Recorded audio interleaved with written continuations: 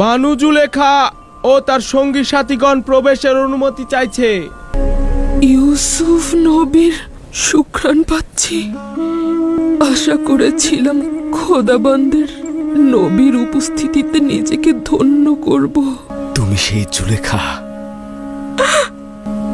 একদিন আমার অস্তিত্ব ছিল, এখন শুধু তুমি।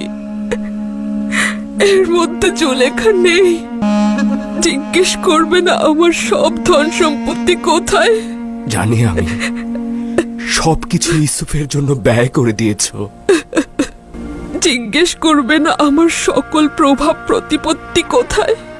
শুনেছি সবকিছু আমার পথে ফানা করে দিয়েছ।